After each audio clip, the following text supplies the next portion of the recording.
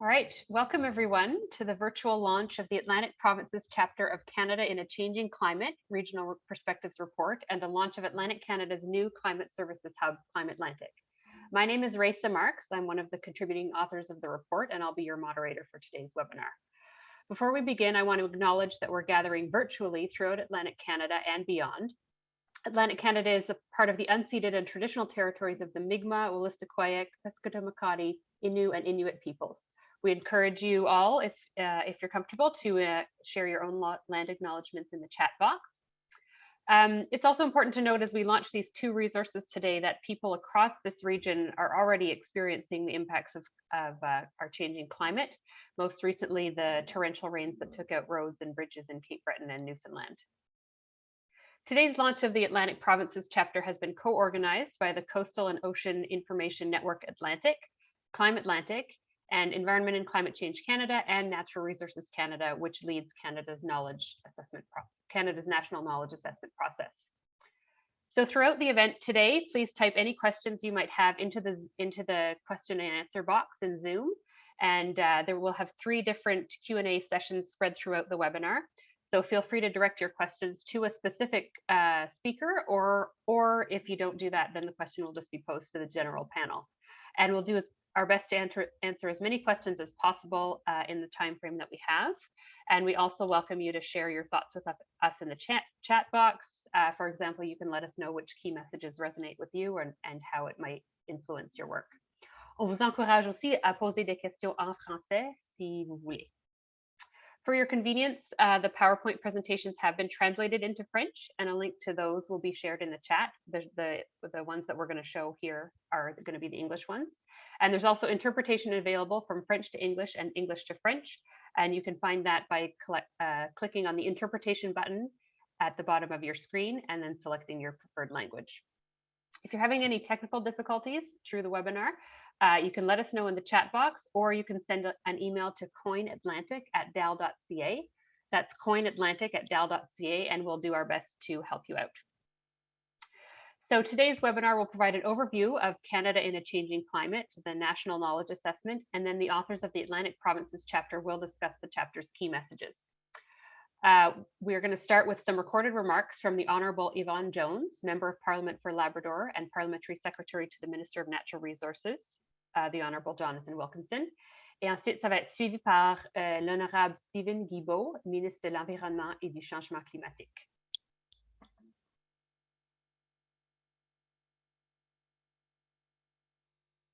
Hi, my name is Yvonne Jones, and I'm the Member of Parliament for Labrador and a Parliamentary Secretary for Natural Resources to Minister Jonathan Wilkinson. I'm joining you this morning from the traditional ancestral territory of the Algonquin people, and I am very grateful for this opportunity to talk about one of the most critical topics of our time, climate change. As an individual who lives in Canada's north, we understand every day the rapid changes of climate and the impact it has on our lives, our culture, and our communities. I truly believe Canadians can be proud of the progress our country has made in the fight against climate change over the last 6 years. But I also know we still have work to do.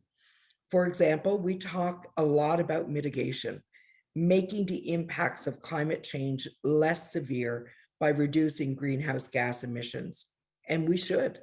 But there are also much needed conversations to be had on the importance of adaptation, and we must be ready to anticipate the impact of climate change and take the appropriate action to prevent or minimize the damage they can cause.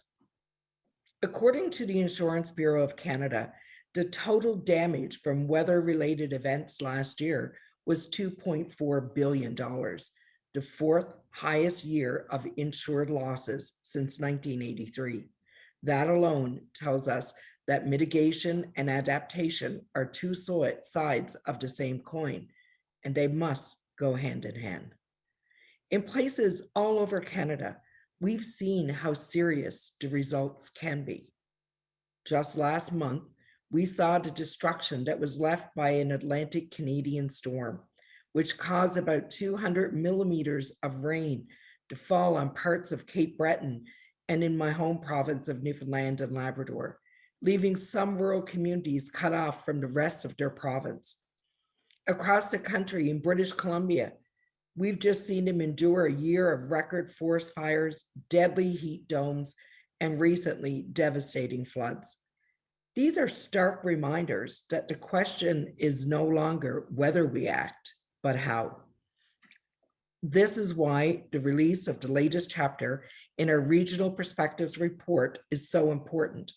As part of our ongoing series of national assessment reports written from the Atlantic perspective, this report details what residents of this region already know from firsthand experience, that climate change is having a deep and lasting impact on Atlantic communities, their economies, and the environment. There are some inescapable conclusions in the report. First, as I mentioned, climate change is amplifying existing flood risk in Atlantic Canada's coastal areas and other parts of the region that are prone to flooding and erosion. Second, people living in Atlantic Canada are facing significant risk to their health, physically and mentally, and their well-being because of our changing climate. Third, Indigenous experiences can and should inform adaptation in Atlantic Canada. Indigenous peoples have occupied the Atlantic region since time immemorial. They've adapted to changes in climate and the environment over countless generations, and their knowledge is key in this fight against climate change. Fourth, Atlantic Canada's natural resource industries like forestry, agriculture, and fisheries are vulnerable to the impacts of climate change. And finally, partnerships and collaboration between government, stakeholders, NGOs, academia, Indigenous communities, and the private sector are going to be key to driving adaptation action in the Atlantic region. Climate change is a shared problem that requires shared responsibility. All levels of government have a critical role to play to find long-term solutions. Adaptation takes a coordinated approach because it has to be successful. That's why these regional reports are essential. They help inform sound, thoughtful actions. So thank you to all the authors who contributed their expertise and their knowledge to this project. Let me also congratulate Environment and Climate Change under new Regional Climate Center, CLIMAtlantic. This important resource will help support these smart adaptation policies moving forward. The science is clear. Each of the last 3 decades has seen the warmest on record, and warming in the Arctic is occurring twice as fast as the rest of the world. Canada's climate is changing, and we need to adapt to ensure our communities, our environment, and our economy are resilient. But while climate change is the greatest challenge of our generation, it can also be the biggest opportunity of our lifetimes. Canada has what it takes to thrive in the low carbon economy of the future. If we are thoughtful in our approaches and ambitious in our actions, we can seize these opportunities by working together and finding made in Canada solutions. We can build a future that works for all regions of our country, for all parts of our economy, and for all Canadians. I wish you well as we continue this important work together. Thank you.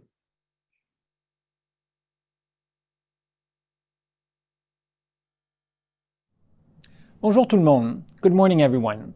Je suis Stephen Guilbeault, ministre de l'Environnement et du Changement climatique. Je vous remercie toutes et tous de vous être joints à nous aujourd'hui pour souligner le lancement du nouveau carrefour régional sur le climat dans les provinces de l'Atlantique, CLIMAtlantic, et la publication du chapitre sur les provinces de l'Atlantique du rapport intitulé « Le Canada dans un climat en changement, rapport sur les perspectives régionales ».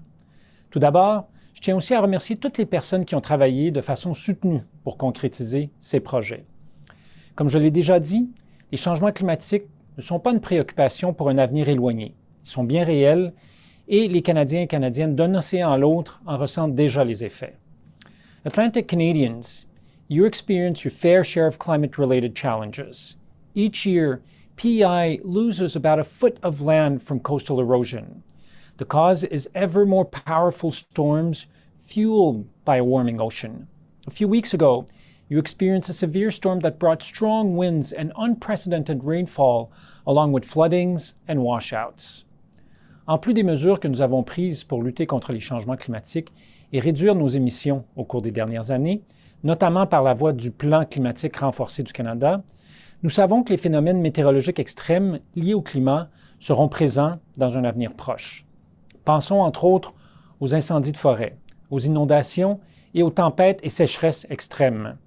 Les effets sont réels, ici même, chez nous. Nous devons donc partir du bon pied en matière de résilience et d'adaptation. That is why I cannot overstate the importance of the initiatives being launched today. To those of you who've made CLIMAtlantic a reality, know that your work will help inform our country's national adaptation strategy, help countless Canadians and their communities. The Government of Canada will provide nearly $1.65 million over 3 years to support CLIMAtlantic, which joins our country's growing network of regional climate organizations. CLIMAtlantic will help your communities access authoritative climate data. It will help you make informed, evidence-based decisions to boost your safety and improve climate resilience. Encore une fois, permettez-moi de féliciter tous ceux et celles qui ont travaillé à ces 2 importants projets. Bonne chance dans votre travail et merci de votre inestimable contribution aux mesures du Canada dans la lutte contre les changements climatiques. Merci.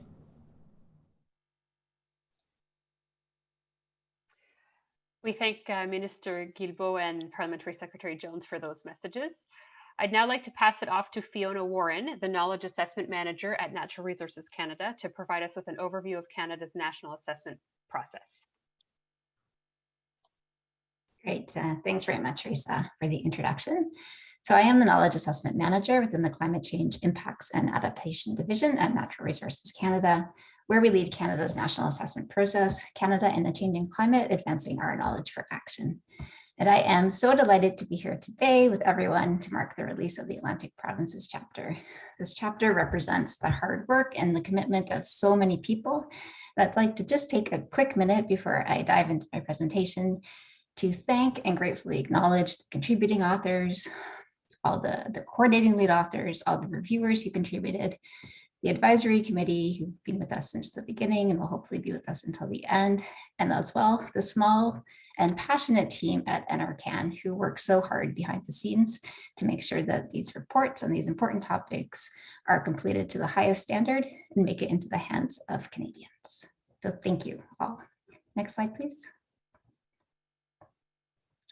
So today I'll be providing some background information on our assessment process, as well as the Regional Perspectives Report, and I'll quickly introduce you to our webpage where you can access the reports. The goal is to provide the context for the presentations that follow on the Atlantic Provinces chapter. Next slide, please. So when we talk about assessment, science assessments or knowledge assessments, we're referring to products, generally reports, that are designed through the process to be credible, useful, and decision relevant. They always synthesize and assess existing knowledge. And in this case, that definition is quite broad. It includes the peer-reviewed scientific literature, broader literature such as government reports, as well as other sources of important knowledge such as Indigenous knowledge and practitioner knowledge. And they all focus on climate change risks, opportunities, and adaptation. In terms of the scope and goals and approach of our assessments, they're quite similar to the IPCC Working Group 2 reports. And we've been leading these assessments at NRCan since the mid-2000s. There's a few examples of our previous reports there on the screen. In terms of the main goals, they are to raise awareness of the issues and to provide a foundation and information for decision-making. They also help us through the involvement build capacity on adaptation through the assessment development process. Next slide, please. So we launched our current process, Canada and a Changing Climate, at the end of 2016. And during this process, we're releasing a total of 6 reports. We're able to do so many reports as we're working with so many different people, as well as appreciating the leadership of other federal departments. The first report in the process, Canada's Changing Climate Report, was co-developed and released with Environment and Climate Change Canada. That came out in 2019. And that report looked at how and why the climate has changed and how it will continue to change in the future. As such, this report really provided the climate science foundation for the subsequent reports, which all focus on climate change impacts and adaptation. So the second report to be released was the National Issues Report, which came out in June, at the end of June this year. And that report looks at issues that are of national importance or that are best understood through an integrated pan-Canadian perspective. So as the Atlantic chapter touches on the key priorities for the region, some of these topics you can find more detail from a national perspective within the National Issues Report. Topics such as water resources, ecosystem services, the economic impacts, costs and benefits of climate change, and the impacts on communities of all sizes are covered in this report. The Regional Perspectives Report is the third report, I guess, we're releasing. I'll speak more about that on the next slide. But I just want to pull your attention to the fact that in the winter, January or February, there will be a health assessment, which is being produced by Health Canada, which will be coming out. And that looks at the health impacts and adaptation on both the health of Canadians, but also the healthcare system. In the final phase of the program, there will be a report focused on Indigenous resilience, as well as a synthesis report. And all of these reports are or will be available on our website, changingclimate.ca. Next slide, please. So the Regional Perspectives Report provides a regional perspective on regional priorities and how climate change is impacting our communities, our environment, and our economy, and how we are adapting. Each of these chapters includes a number of case stories, which look at adaptation in practice and are an excellent resource to see what people are doing or what action is being taken on adaptation. Now we're releasing this report on a slightly different basis. The chapters are being released as available on a rolling basis. The first chapter to be released was the Prairie Provinces chapter, which came out about a year ago, December 2020, and that's available on our website. The Atlantic Provinces is the second chapter to be released, and the remaining 4 chapters will be released over the winter and spring 2022. Next slide, please. So while we lead the process at NRCan, we rely on the efforts and contribution of many, many people from across the country, from many different groups. This includes academia, all levels of government, NGOs, Indigenous organizations, the private sector. We couldn't do it without these contributions. In the case of the Regional Perspectives Report, over 230 experts contributed, and this included 17 coordinating lead authors, 100 contributing authors, our 20-member advisory committee, as well as 100 expert reviewers. And I just want to flag quickly the importance of the review process to our assessments. The expert review process is really what helps us ensure that the chapters are both accurate and relevant for the target audiences. Next chapter, please. Next slide, please. So just in terms of, so as I said, we've been leading assessments at NRCan for quite a while now. And these are just some of the highlights of what's new and different in the current process. First is that we're doing a suite of products, so 6 reports rather than a single report over the time period. The second is that we've put a much greater focus on enhancing the engagement and communications. So that was before we started in terms of scoping. During the process, we tried to maintain, we did surveys and outreach through our website to keep people updated, and we will continue this after release. We've also structured the chapters a little bit differently, using a key message approach, which allows the chapters to provide layers of information so that will address the needs of different audiences. So there's high-level statements, plain language summaries, and then more of a traditional assessment text below. There's also boxes located throughout, and as I mentioned, a number of case stories. We also put a much greater focus on the inclusion of multiple sources of knowledge, including, and specifically in this case, Indigenous knowledge. We also asked all the authors to explicitly discuss the knowledge gaps and emerging issues with respect to their region. And this is to help us establish a baseline looking forward. Finally, all of the chapters and reports are fully designed for digital delivery. Next slide, please. So being able to deliver all our reports online, we've noticed they are accessed a lot more, which is our top goal, which is excellent. It also allows us to incorporate more features, and some of these are listed here. So there you will, if you visit our website, you will find videos embedded throughout the different chapters and the different reports. All of the content is also shareable. It's also searchable. Many figures are available and they can be downloaded. Some of these are interactive. It also allowed us to have a greater connectivity both within and between the chapters and the different reports. Our website also has a frequently asked questions section where you can learn more about the assessment process. And there's also a case story map. Next slide, please. So the case story map is called the Map of Adaptation Actions, and this was produced in collaboration with Environment and Climate Change Canada. And what it is an interactive searchable map that has examples of adaptation from across Canada. And these include both the case stories from the national assessment process and also a number of case studies that have been compiled by Environment and Climate Change Canada. This is targeted primarily towards decision makers and adaptation practitioners and can be found at the same site, /case studies. In terms of the Atlantic region, there are, I believe, a total of 40 case stories there as of today. Next slide, please. So with that, I would like to conclude just encouraging everyone to visit the website changingclimate.ca to view the chapter, the report, the other reports. You can also check out the FAQs, share findings. If you're interested in more information on the assessment process, you can visit our NRCan page. Also happy to answer questions by email. After the event today, there's our adaptation mailbox link there, as well as my personal email. So thank you very much, and back to you, Risa. Thanks very much, Fiona.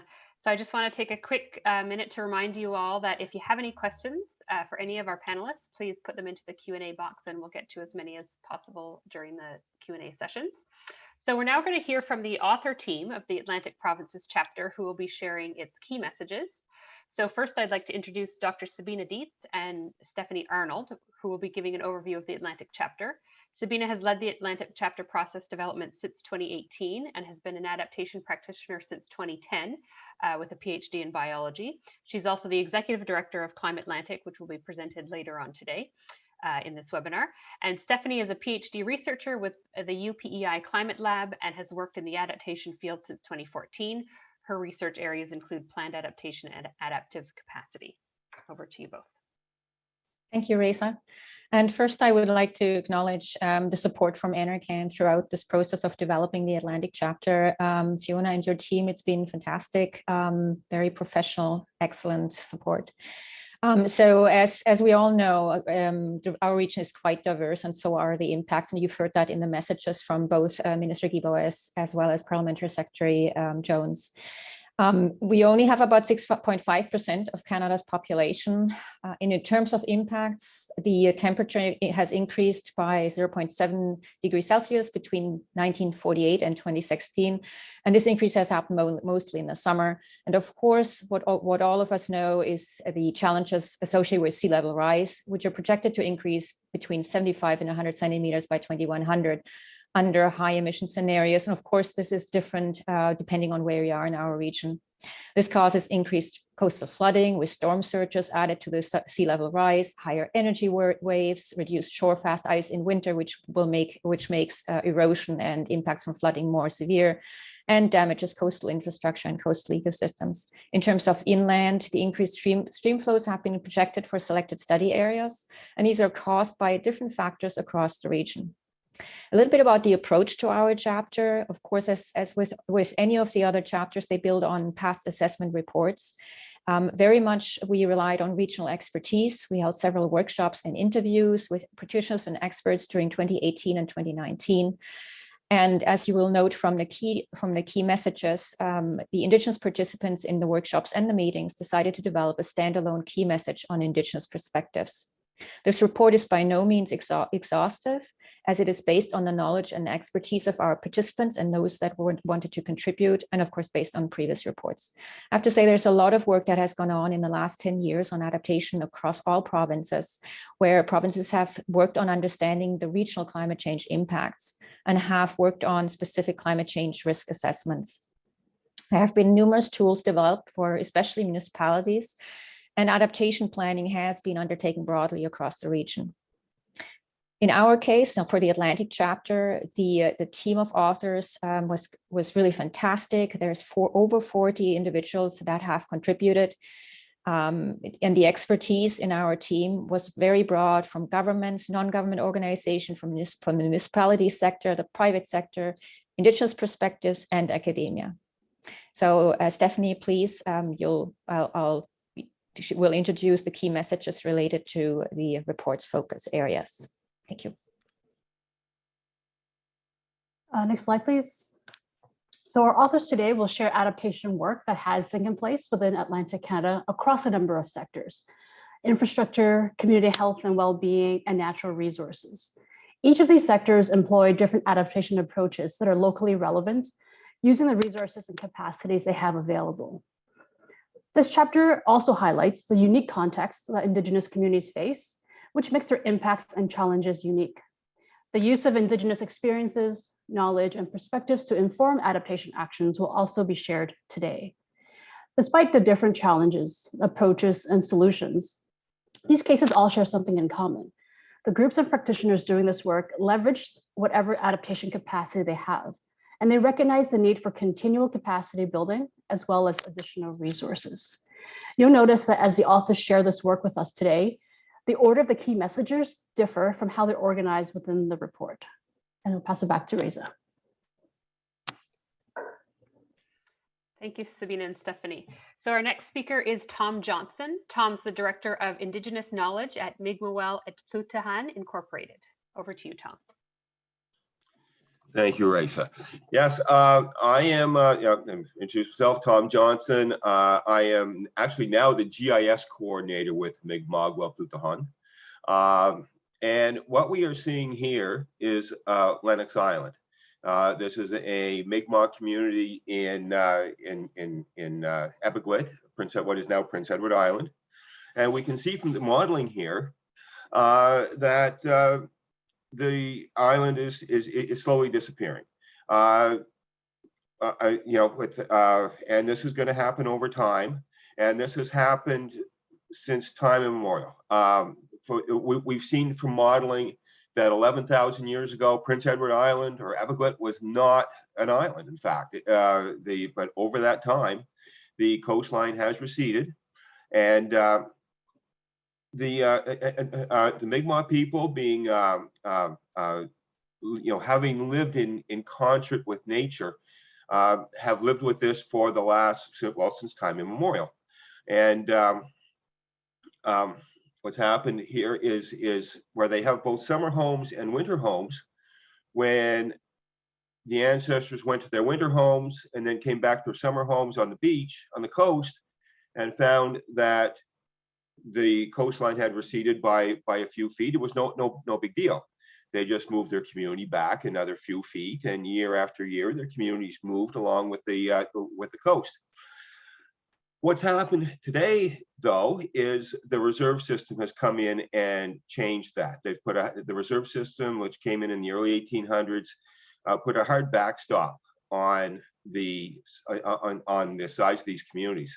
Now, what you see here is Lennox Island. There are two other communities in New Brunswick undergoing the same thing: Elnuminigog, which is Indian Island near the mouth of the Shpakta River, and Ugapaganjik, which is or Eel River Bar First Nation, which is at the mouth of Eel River.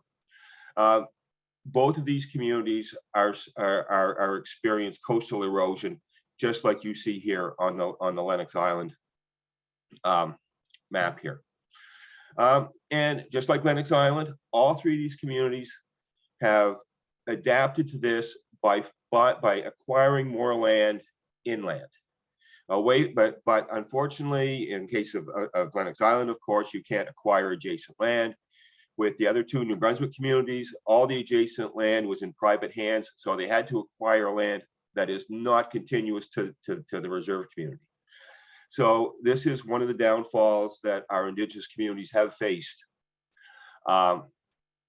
with climate change, and this is how we have adapted. And over time, this is how we've adapted, and continue to this day, going to have to adapt in this manner.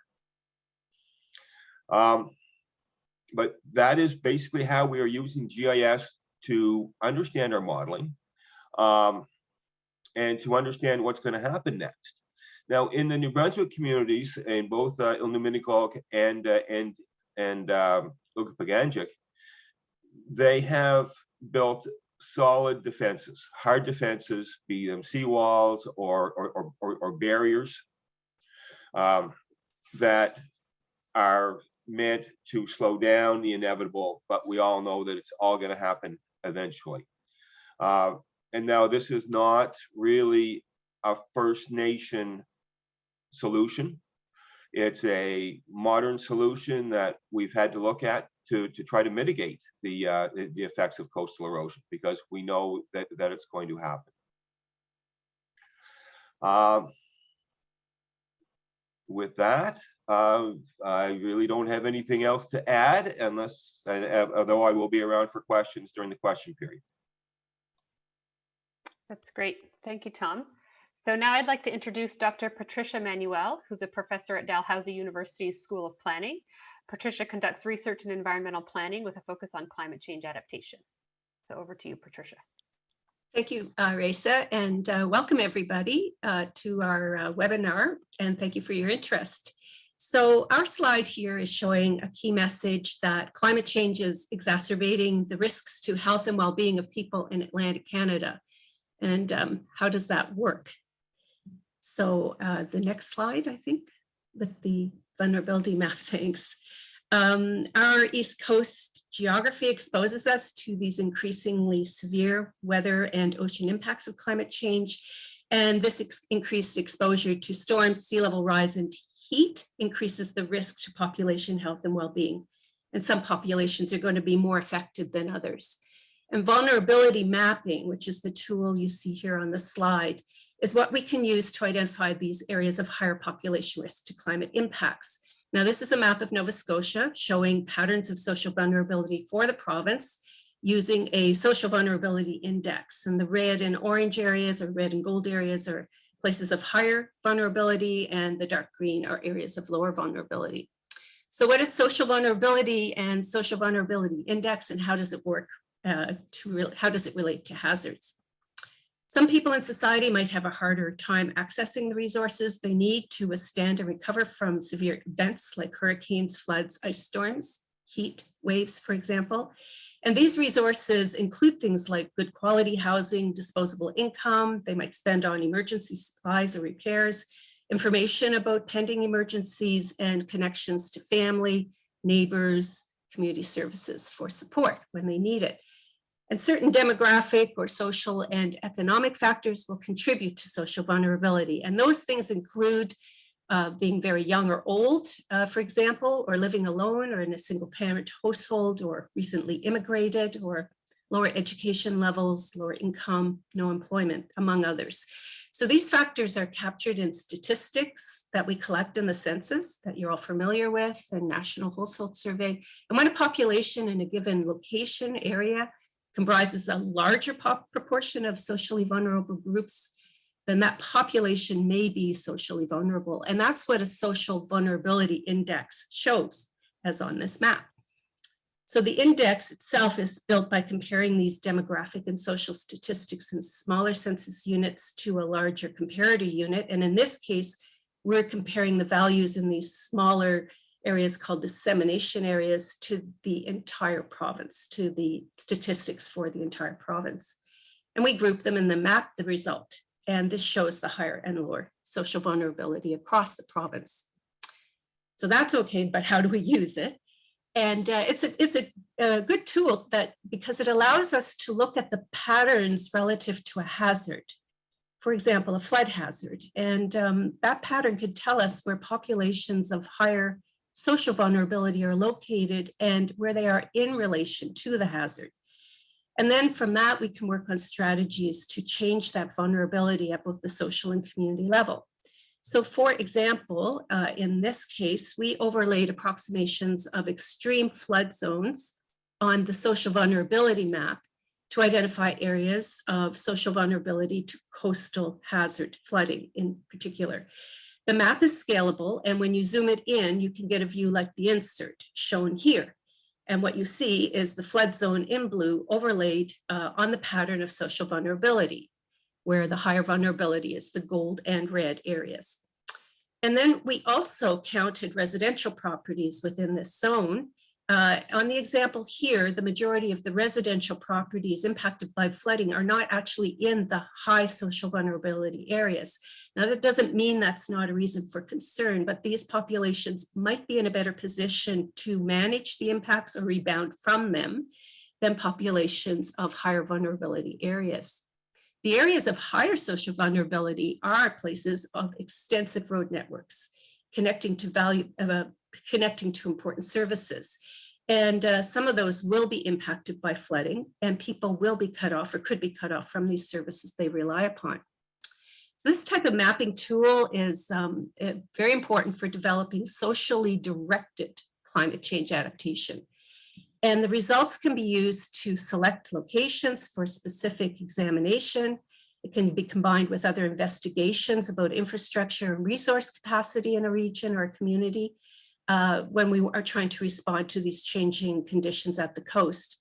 And they can also be used to inform emergency response and preparedness.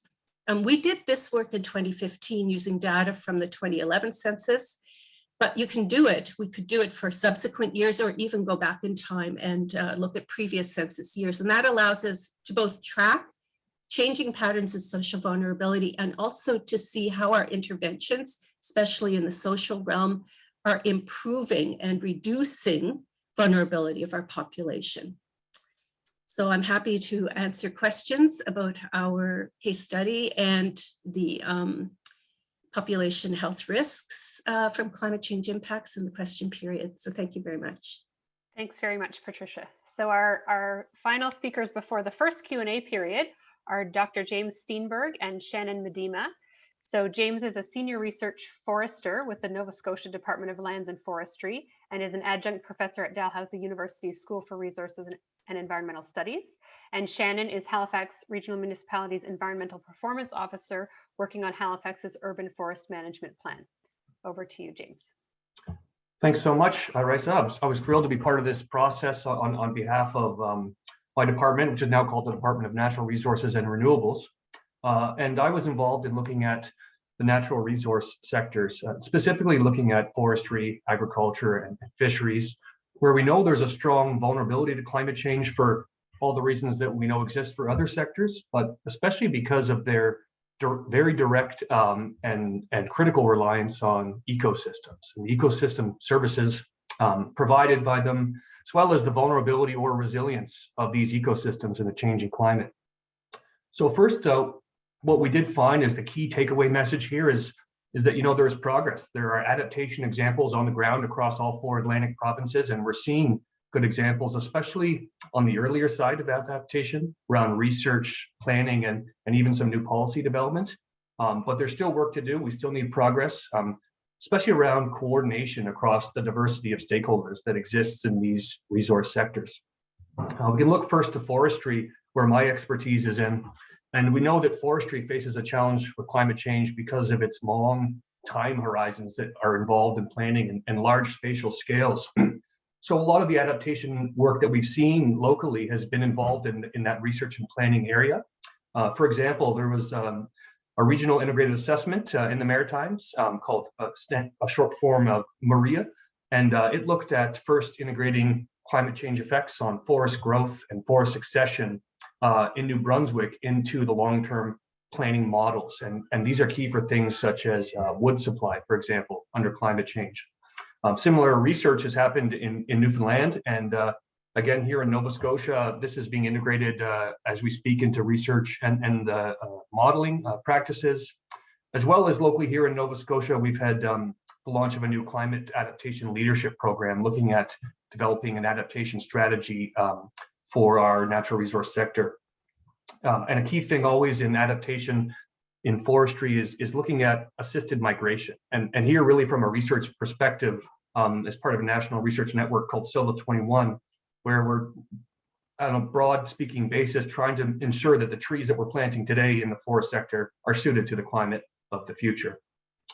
Moving into agriculture, where we're dealing with much shorter time horizons, even annual, and there's been really strong exposure and vulnerability to changes in weather patterns and climate and even new pests. And again, there are these local examples of adaptation that we're seeing to these kinds of challenges.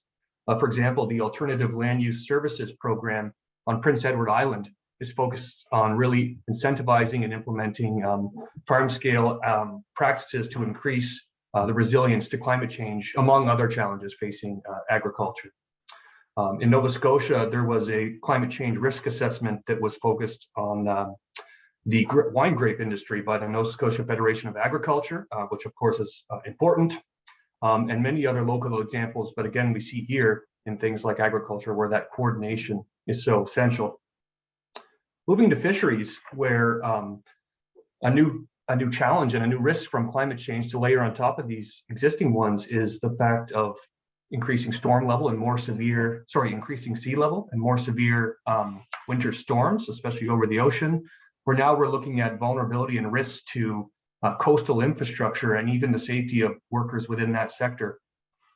Adaptation is critical for these areas and has examples occurring. For example, in New Brunswick, in Grand Manan Island, there was risk assessments done under different climate change scenarios for future needs, such as coastal infrastructure like wharves and their adaptation needs for different storm severities. Also, there's been research associated with aquaculture, and a lot of this is at the research stage here around adaptation and collaboration between industry and universities to deal with challenges like changing sea temperatures and changing sea chemistry. To close, we know that there could be opportunities around climate change, with longer growing seasons and possibilities of new crop species, for example. Even some sectors like forestry can help mitigate climate change, but we know that climate change threats and negative effects are real. They exist today and will continue to exist. Adaptation is critical. And as always in the natural resource sectors, uncertainty is one of the biggest enemies to adaptation. Thank you. Over to you, Shannon. Thanks so much. Shannon Miedema. I'm actually the manager of environment and climate change for the city of Halifax. Environmental performance officer is what I started as 12 years ago, actually this month. So happy to just talk briefly about the urban forest master plan that we have here in Halifax. It was adopted in 2012 by regional council. And since then we've planted about 15,000 trees. It focuses on increasing tree canopy overall in the urban environment, but also species diversity, pruning approaches. So we've moved from a proactive pruning process, or from a reactive to a proactive pruning process. And it really was a really great partnership with academics, with the municipal government and other partners in the public to put the plan together and then continuously implement it. It has struggled from getting the amount of resources it needs year over year to hit the tree targets and the pruning targets. But we have just recently adopted a new climate plan here called Halifax, Acting on Climate Together, that was passed in early pandemic days of June 2020 by regional council.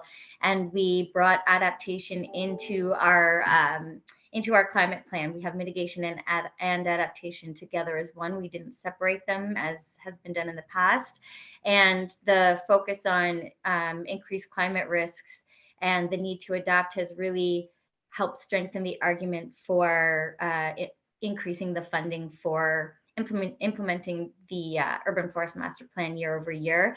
And some of the climate budget that we had this year actually went towards increasing the number of trees that we were able to plant, which is really great.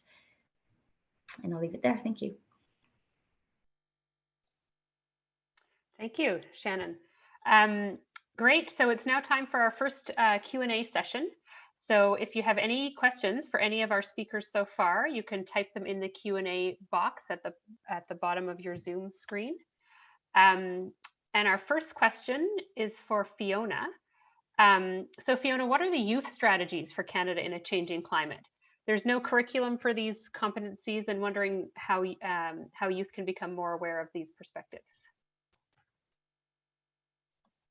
Sorry, I'm in trouble with my screen. Yeah, that's a great question. It's something that we are aware we need to do more on. We've done a few initiatives, and I think 2015, 2016, we worked with the Royal Canadian Geographic Society to produce a series of infographics and lesson plans, and those are still available on their website.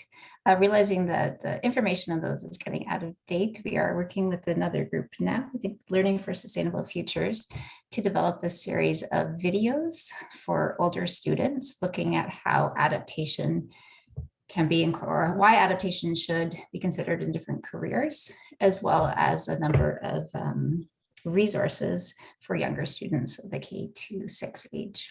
And those should be available April, May of 2022. Thanks. Thanks, Fiona. Okay, so we have a question here for Patricia. So the idea of understanding vulnerable populations is really important. Can you make some suggestions on how research can be turned into adaptation action? Thank you for the question. Yeah, it's an important one to think about how that information can be turned, to something that actually reduces vulnerability. So the measures are in this mapping of indices are focusing on demographics, social condition, and economic aspects of the population. And so when we see an area where vulnerability is high, we can actually dig deeper into the index and identify which of the factors contributing to the index may be pushing that vulnerability in a higher direction. And if it's age, there's not too much you can do about that. But because the idea that, as a population of a older age cohort is going to be somewhat more vulnerable than one with a better mix. However, can't do anything about age, but you can encourage a better mix of the population. So encouraging immigration of younger people and families into an area, for example, has the effect of lowering the vulnerability, especially if you're providing good income and economic opportunity in that area. So it's a case of really identifying, what are your social strategies for building resilience and lowering this social vulnerability. And you can do this at a high level, regionally, nationally, but it works, and provincially, you can look at these areas across the province to actually target areas for interventions of that nature. Or you can also then identify where the vulnerable areas are relative to these hazards and be, more strategic in directing supports for withstanding these storms, for example, ensuring that adequate enough information is getting through to people in maybe languages that people don't, if you have an area where people have limited knowledge of English or French, new immigrants, for example, making sure that that information is provided to them in ways that are easily accessible to them, socially and linguistically. So it's an informative tool, but you do have to plan and build strategies around it. Thanks, Patricia. So the next question here is for James, and it's from Andy. So Andy asks, other than aquaculture, what's the vulnerability of catch-based fisheries to increasing sea surface temperatures and acidity? Yeah, I'll try and answer that the best that I can, but I don't have the background in fisheries or aquaculture. But a number of changing vulnerabilities that were found in amongst our team of authors, and some of them include the changing water temperatures and mixing of the Gulf Stream. That's certainly been an issue. And ocean acidification, and just these trophic scale impacts of climate change on the actual population of fisheries. And that it's a challenge because there's these ecosystem level vulnerabilities that we know we're going to see in all ecosystems that have a resource sector associated with them, which more likely than not will lead to adverse effects and declines in stocks for the most part. But fisheries, we were seeing on top of that layering of those ecosystem impacts and need for adaptation was these additional challenges around infrastructure and safety. But there was some examples, I believe, of increasing number of fish that are not typically part of managed stocks in the region, and some potential climate change opportunities there, but certainly challenges will likely outweigh that. Great, thank you, James. So our next question is for Shannon. So one of the participants is asking, is Halifax planning to take advantage of the federal 2 billion trees program? And what sort of provincial federal supports are you receiving with regards to urban forestry? Yeah, that's a really good question. I am not the urban forester, so I'm not on the up and up, but I know that we certainly would be looking to participate in the 2 billion tree initiative, and we're always looking for funding support from both the feds and the province. I don't think we currently have any support from other levels of government for the urban forest master plan. It's all being managed municipally. I can just add, having some involvement with urban forestry research program, that those conversations are in place, and the municipal urban forester has been speaking with the provincial department of natural resources and renewables around the 2 billion trees initiative, and we're hopeful for collaboration there to strengthen resources for municipal urban forests like those in Halifax. Great, thanks both of you. So then we have another question that we'd like to adapt the social vulnerability map for clean energy securities. For example, wind atlas mapping, solar mapping, and microhydro mapping that doesn't include dams, which would help in future clean energy projects. So this is for any of you. Does anyone know if there are case studies that would be related to this? If anyone has thoughts, just jump in here. Sorry, do you have the question again, or is it written down? I just wanted to take a better look at it. I think it's in the chat. I'm just looking. So it's from Kevin G in the chat.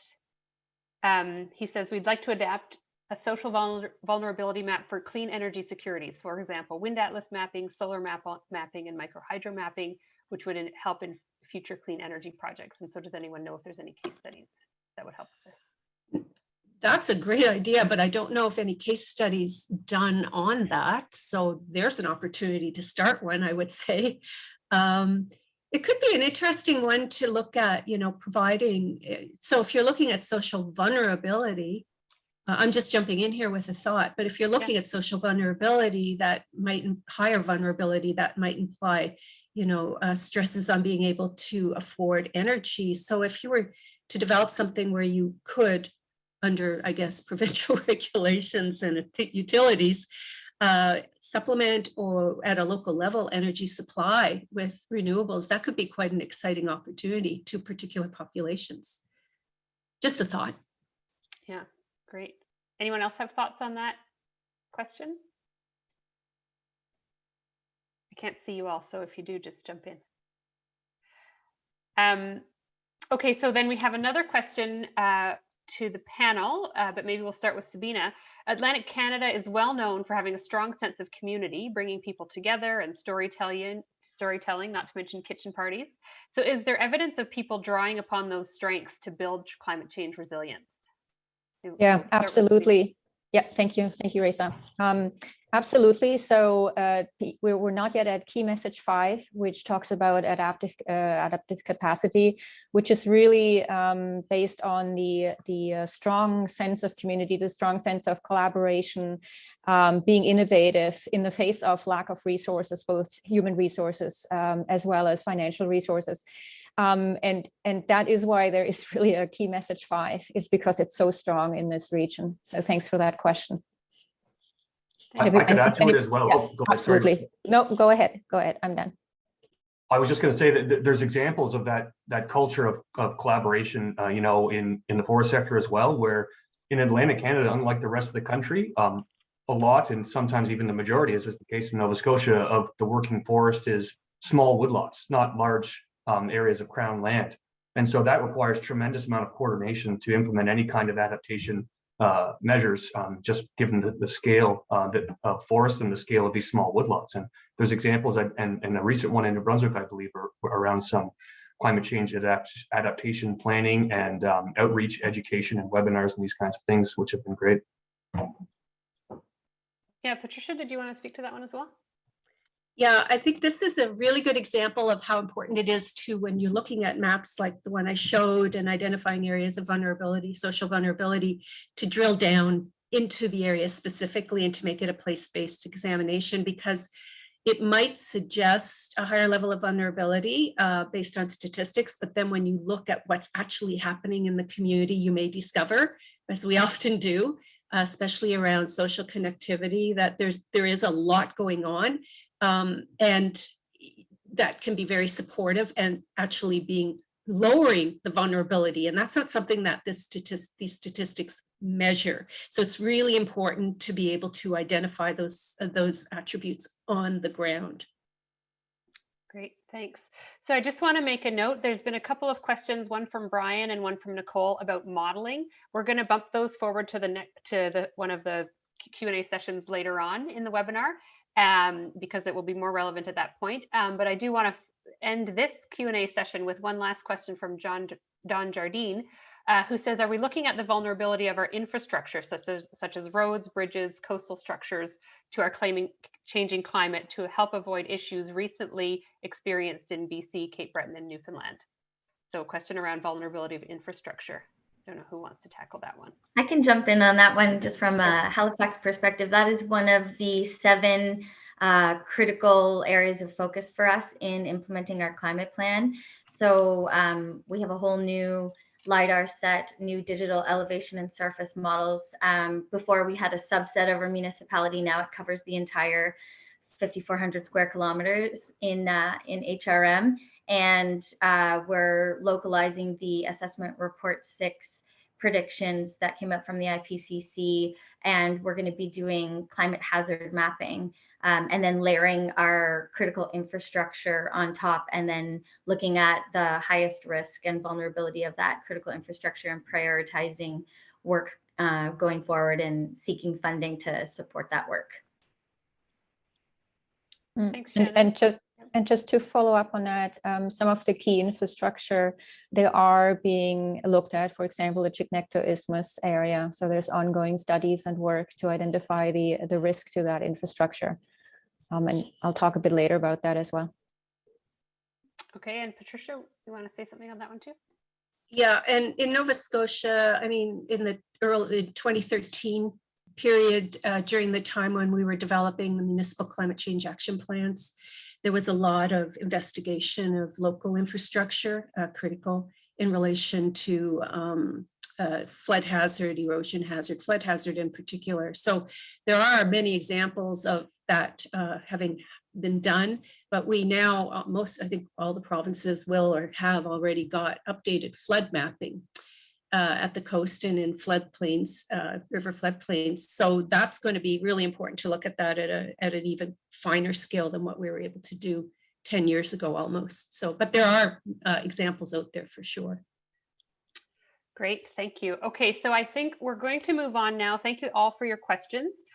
Just a note, we do have 2 more Q&A periods throughout the webinar, so please continue to add your questions into the Q&A box. And if we don't get to your question, you might want to add your email address as well to your question, just in case we don't have time to get to it, then someone can follow up with you by email. So just to move on to our next segment here, I'd like to now introduce Hope Parnham and Adam Cheeseman. Hope is the Climate Change Policy Advisor with the Prince Edward Island Department of Environment, Energy and Climate Action. And Adam is the Director of Conservation at Nature NB, who works on climate change adaptation initiatives. Hi, everyone. Adaptive capacity is the ability of individuals, institutions, and systems to adapt and thrive under changing conditions. But unfortunately, here in Atlantic Canada, many institutions, including our governments and small rural communities, have limited capacity to do so due to constraints caused by limited human and economic resources. As such, building partnerships and collaboration between different stakeholders has been very important for driving adaptation and building our adaptive capacity across this region. Across Atlantic Canada, provincial governments have supported municipalities and partnerships with NGOs and universities to deliver outreach programs. The success of community-based adaptive capacity building is directly linked to outreach, public education, and effective communication. Public outreach and education sessions occur regularly throughout the region and engage a wide variety of public interest groups. These initiatives are often led by community champions and involve strategic partnerships with research institutions. To assess the effectiveness of these types of collaboration efforts, 3 adaptation initiatives in New Brunswick were analyzed by surveying the stakeholders involved. The participants were asked to identify the qualities of collaboration that they thought were most important to the process and the outcomes resulting from the collaboration that resonated most strongly with them. The network diagram shown here illustrates the relationship between those collaborative qualities and the outcomes of collaboration. This case story shows how collaborative initiatives can be used to effectively identify region-specific vulnerabilities and inform climate change adaptation action plans. They also show how individuals with various backgrounds can work together to address complex problems and develop more robust adaptation measures. While public outreach opportunities traditionally help to educate the public about the science and risks of climate change, more recently, the public engagement initiative have shifted towards discussions about community adaptation options.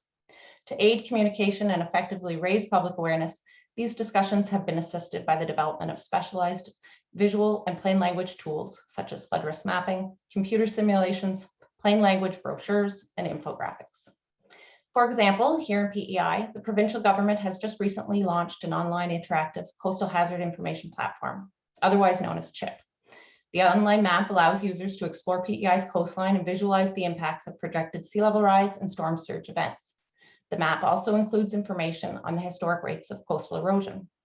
In addition to the map, the province has also developed supporting tools and resources, including a plain language coastal hazard assessment for property owners, reports on coastal hazard data for design and engineering professionals, and an online course developed in partnership with the Intact Center on Climate Adaptation, which provides practical advice to residents on preparing and adapting homes to address coastal hazards. Ultimately, the breadth of tools developed across Atlantic Canada have proven to be effective at enhancing communication on climate change risks, engaging stakeholders in discussions about the role that natural areas can play in reducing vulnerability and enhancing resiliency to climate change across the region. I'll hand things off to Adam now, who will provide additional information about the tools being developed in the other provinces in the region. Great. Hi, everyone, and thanks, Hope. So yes, as mentioned, we have a number of examples of collaboration and collaborative climate projects in the region. Many of these collaborative efforts have resulted in the development of useful tools and resources that help facilitate things like knowledge sharing and awareness raising, and ultimately the communication of complex scientific information on climate change to the public and other sectors.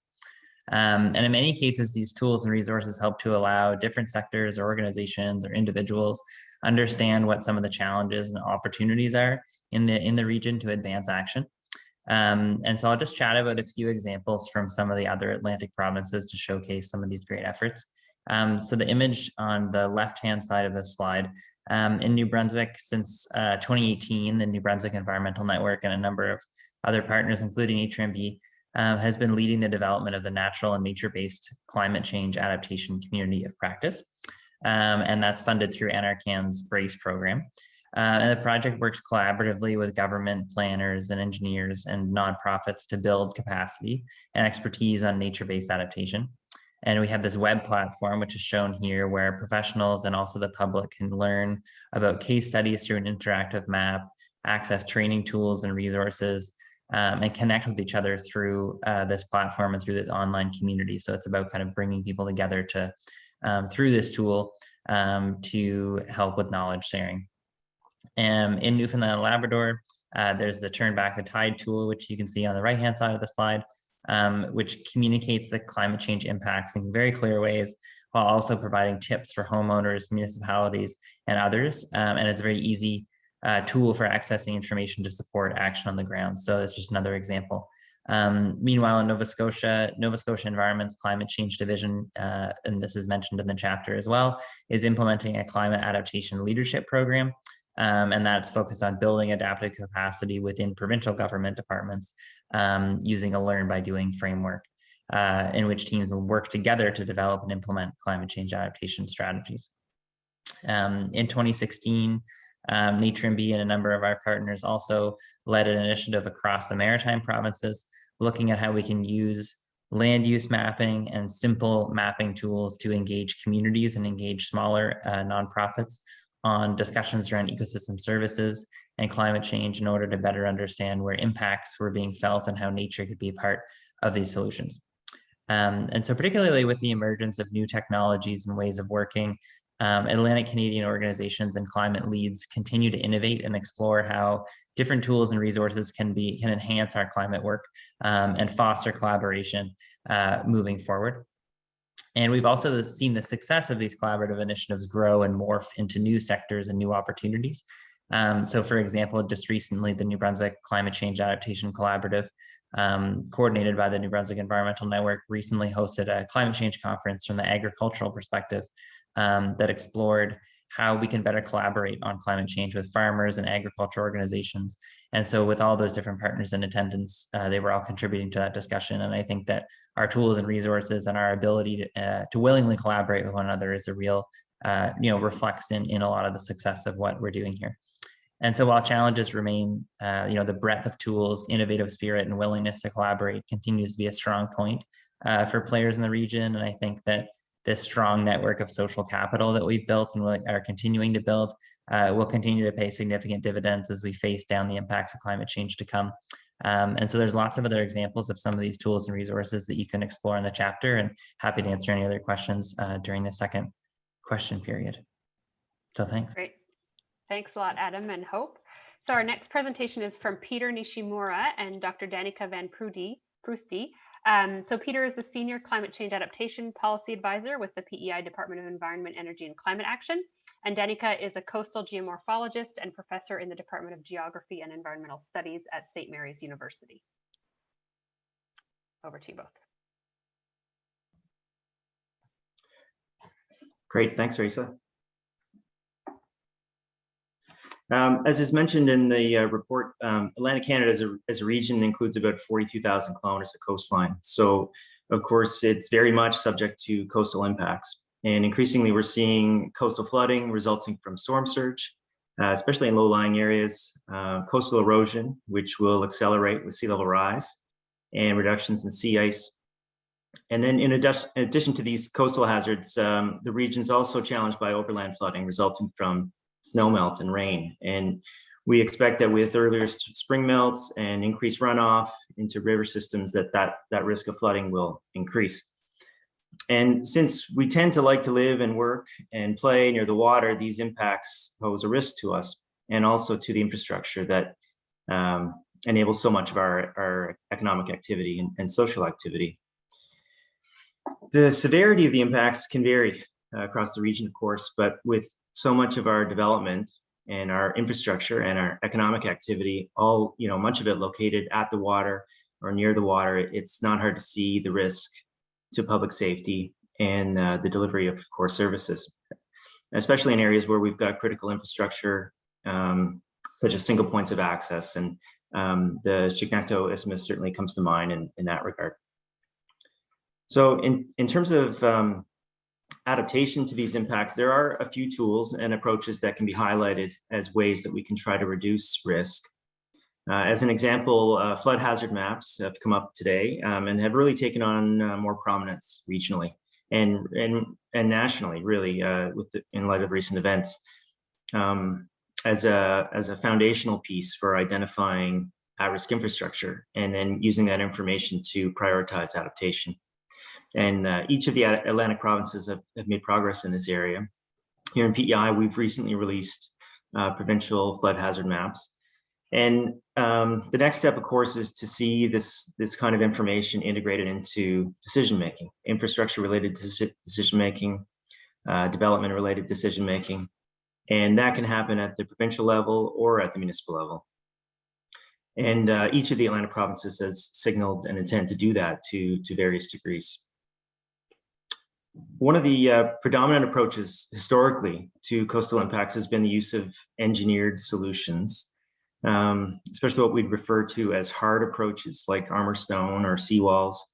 But these approaches increasingly are being recognized as being not the only tool in the toolbox. And that's helped to increase the prominence of using more natural elements as a way to deal with the impacts of flooding and erosion. And one example of that is in the town of Surrey, PEI. The town of Surrey relies on a single causeway, and which is fronted by a beach. And that causeway acts as both a conduit to and through the town. And it is also itself a tourism destination. And it's had a pretty long history of both erosion and that conventional hard engineering. But in 2018, the province piloted an installation of intertidal reefs. And the reefs are designed to act as a barrier to slow down wave energy, which acts to protect the causeway and encourages deposition behind. And that's helping already to build up the beach there and preserve that that feature and that causeway and that tourism asset. So the reefs themselves are constructed using local island sandstone, so it's blended nicely with the surrounding area, and it's really established. It's being used as an example for other installations on PEI as well already, such as at West Point at the other end of the island. So it really reflects an emerging acceptance of nature-based approaches to flood and erosion hazards in Atlantic Canada, and that can also be seen in the prevalence of living shoreline installations that are being undertaken throughout the region. Finally, it's worth noting that within that toolbox of adaptation, retreat and relocation are increasingly being considered, where sort of holding the line isn't tenable. So that's a simpler conversation with infrastructure, but certainly more sensitive in a community setting, and is an area that will need some more attention and consideration as the impacts worsen in the coming years. So thank you very much. Thanks, Peter. Now over to Danica. The Making Room for Wetlands project is a collaboration between the Nova Scotia Department of Agriculture and Transcoastal Adaptation Centre for Nature-Based Solutions at St. Mary's University, funded by the Department of Fisheries and Oceans Coastal Restoration Fund. We are developing a framework for managed realignment that is the reintroduction of tidal flow to former agricultural dike lands and the restoration of tidal wetland habitat, and testing it in a series of pilot projects in the Bay of Fundy. Intensive monitoring of these projects has shown us that there is considerable variability in the ease of implementation of these activities and their restoration trajectories. The Belcher Street site, noted on the left, is located on the Cornwallis River, is a mix of active and fallow agricultural lands that are protected by an aging and eroding dike. The landowner voluntarily gave up his land in exchange for better road access to his remaining agricultural land. This provided a win-win scenario for NSDA, decreasing maintenance costs while resolving an eroding dike problem, and the landowner increased protection and quality of the remaining agricultural land, and 6.9 hectares of tidal wetland habitat was restored. Tidal flow was reintroduced in June 2018, dike length reduced by over 500 meters, and we used a living shoreline techniques as an alternative to traditional hard rock armoring for strengthening the remaining foreshore. Significant sedimentation was measured within the first year, which provided a foundation for vegetation growth. 3 years post-restoration, the site is fully vegetated and supports a vibrant tidal wetland ecosystem. The new dike is being used by locals for recreation, and walkers remark on the return of species such as butterflies, rarely seen when fully diked. The converse site, located in the image on the right, located on the Mississauga River at the border between Nova Scotia and New Brunswick, included a dike that paralleled the main river channel and was undergoing continuous erosion. Situated within a sensitive cultural and archaeological landscape and contiguous to a National Historic Site, modification of the dike had to ensure the continued protection of the park's land property, as well as its cultural and archaeological features.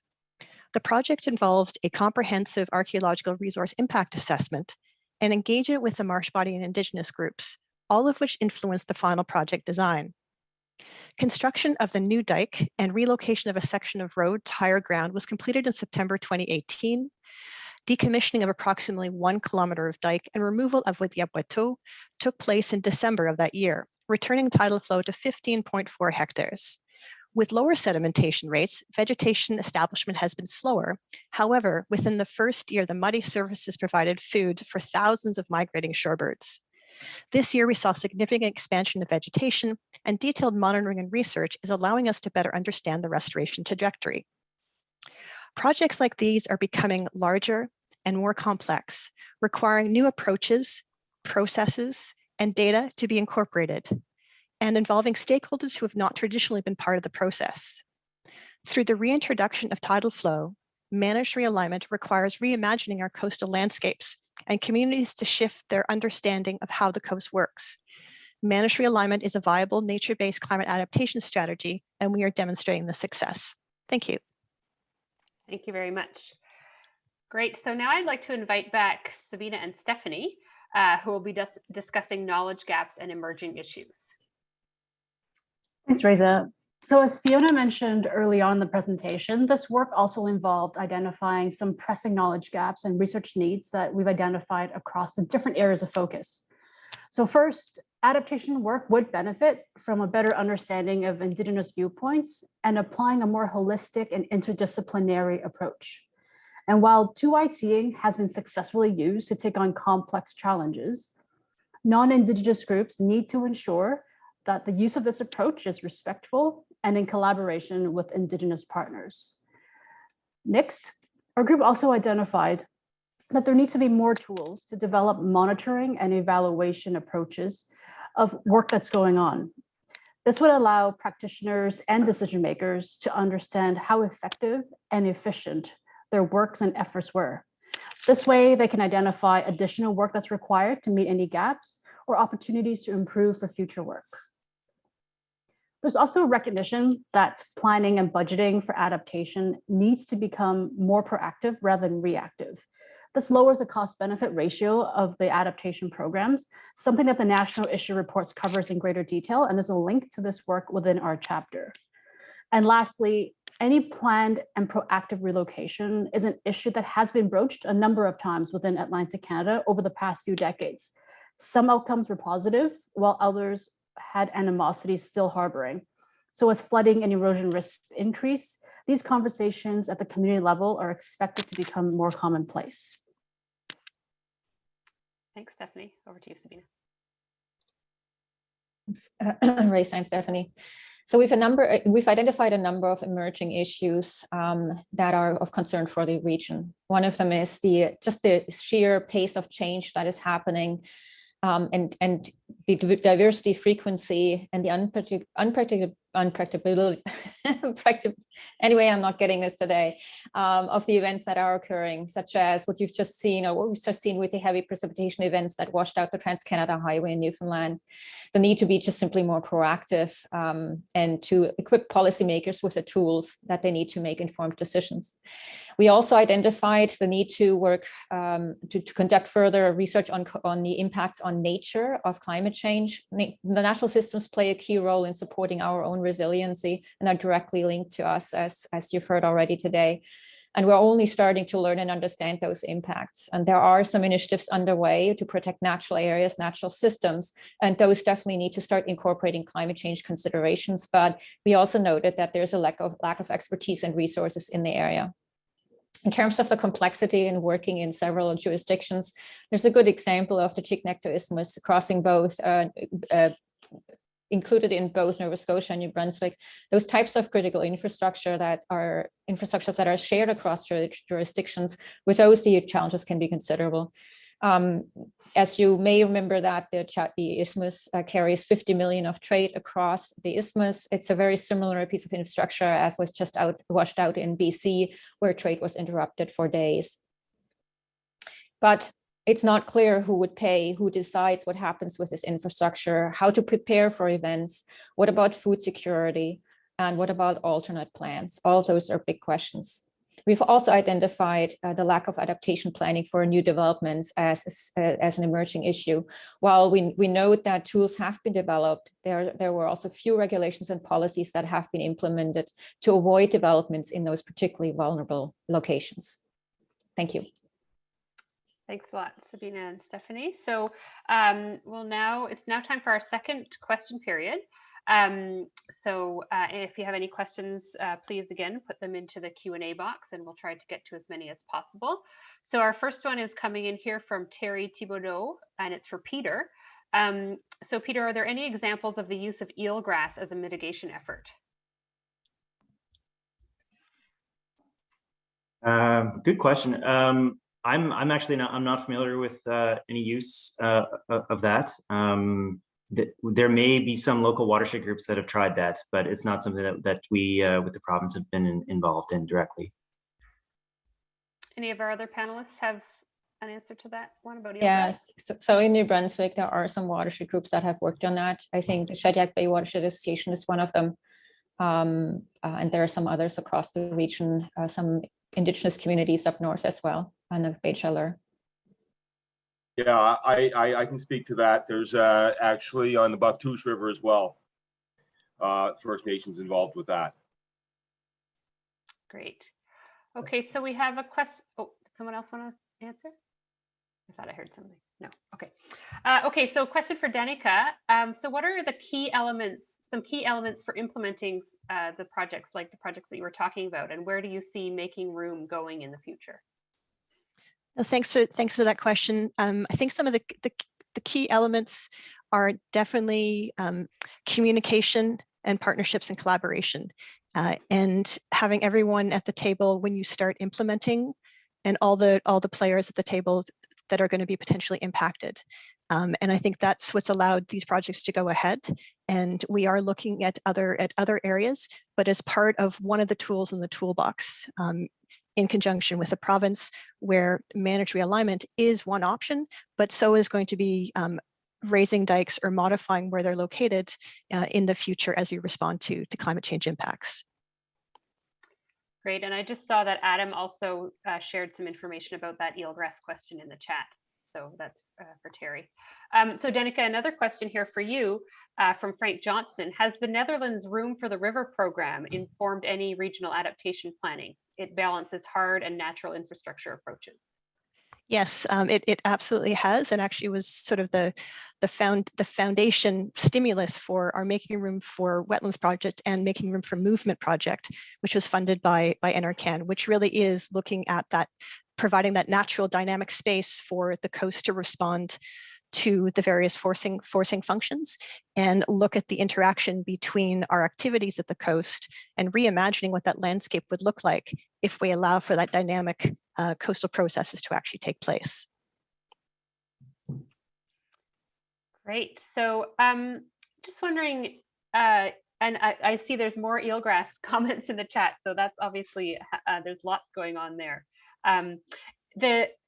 So some of you mentioned some nature-based approaches and that they could be used. So what are some limitations of nature-based approaches?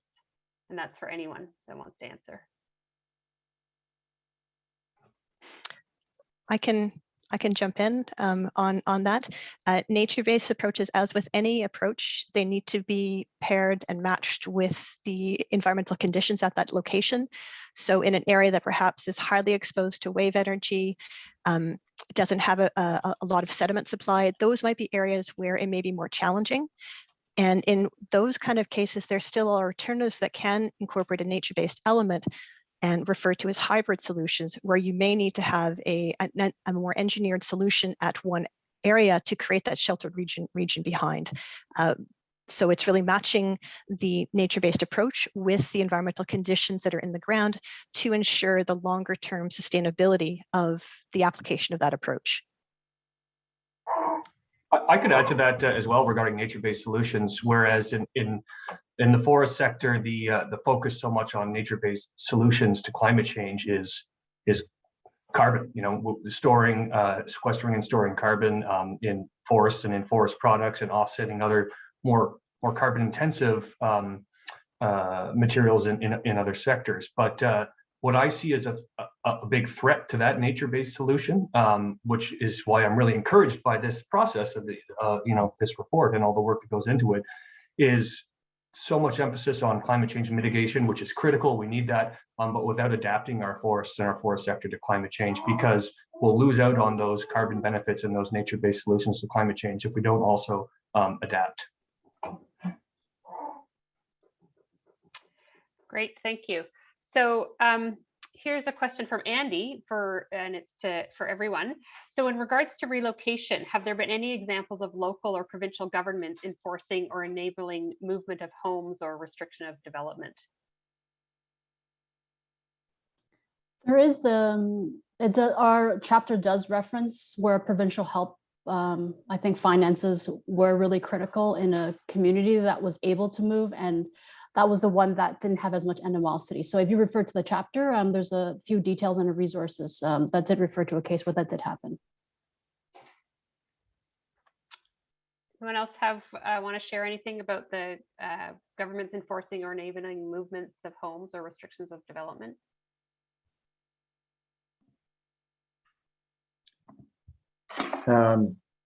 Yeah, I can speak for PEI, at least within our context.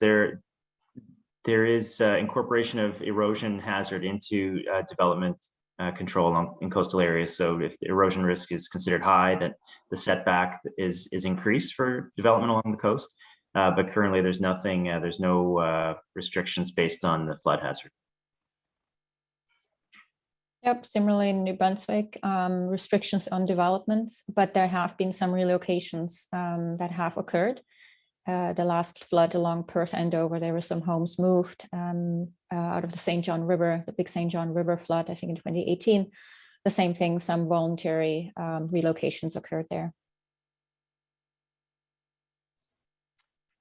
Great. Okay, so I just want to check. Margot Shepherd is asking if there's any guidance to municipalities in terms of liability in approving development in flood-prone areas or case studies, anything like that. That's to anyone.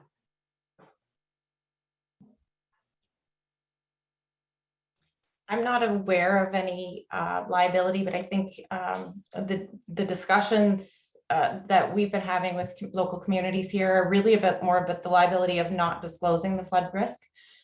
So the issue isn't if you approve it in a floodplain, but if you have not informed them and it's a known floodplain. So that was our approach in making our new floodplain maps as available as possible and getting them not just online for access by the public, but delivering them and presenting that information to the municipalities and local professionals working along coastal properties. Anyone else have thoughts on that about liabilities for municipalities with issuing building permits? No. Okay, so we have another question here. Are there any measures being discussed for protecting inland watersheds, rivers, and lakes, removal of dams, that sort of thing? It could be anyone.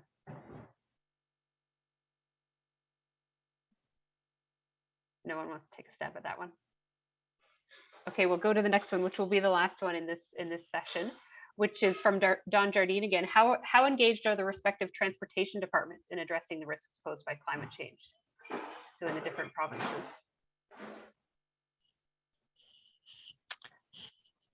I can speak with some of the work that we've been doing with Department of Transportation in the Nova Scotia sector.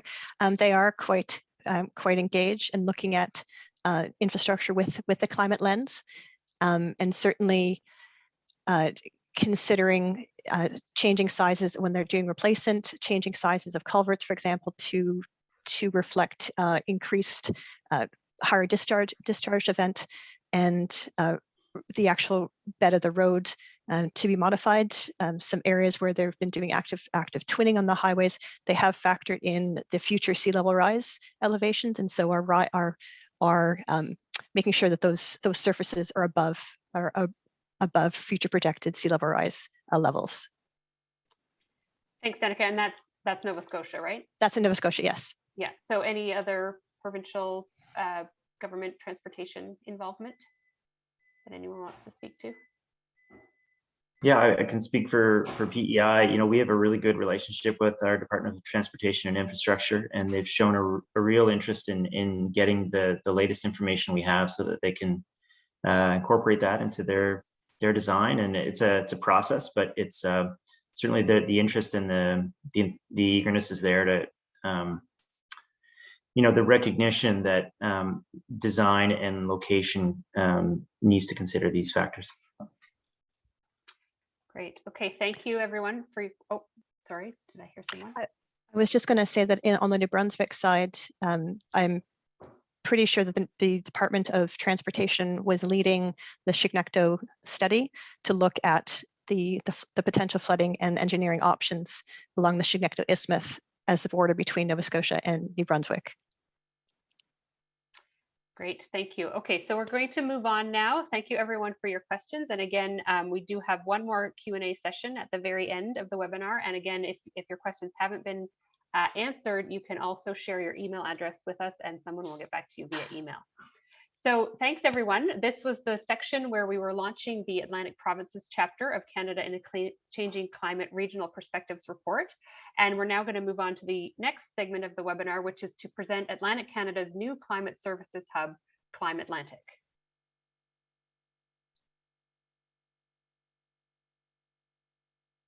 In St. John, but the mayor has just declared a state of emergency. New Brunswick needed a break today. It didn't happen. The Halifax area where the storm is making landfall. The island is losing square meters every year. People living in Atlantic Canada are experiencing climate change. We know it is already impacting our communities, our health, our environment, and our way of life. You just look anywhere around the world and you see climate catastrophe unfolding. Au Nouveau-Brunswick, le bassin du fleuve Saint-Jean a subi de graves inondations à l'intérieur des terres. En 2018 seulement, 12 000 propriétés ont été touchées, entraînant des dommages s'élevant à plus de 80 millions de dollars. We know that the dikes protecting the land bridge between Nova Scotia and New Brunswick are insufficient. More than $50 million of goods cross here daily, and one bad storm could cause serious damages. En 2020, St. John's, Terre-Neuve, a été secoué par un bizarre record qui a laissé dans son sillage plus de 75 cm de neige et des vents de 160 km à l'heure. Le blizzard a causé des dommages de 25 millions de dollars. Coastal erosion on Prince Edward Island is claiming about 30 centimeters per year, and over 1,000 buildings are at risk. Personne ne veut plus entendre de mauvaises nouvelles, mais les changements climatiques sont là et leur impact sera encore plus important. Atlantic Canadians are hardworking, resourceful, and resilient people. We can adapt, but where do we start? If you're making decisions for yourself, your community, or your business, you need to integrate climate change into every decision you make. It's that simple. CLIMAtlantic est la nouvelle plateforme des services climatiques au Canada Atlantique. Nous disposons d'un réseau de spécialistes de l'adaptation au changement climatique prêts à vous aider à élaborer votre plan pour notre climat futur. Veuillez consulter le site www.climatlantic.ca pour obtenir de plus amples renseignements.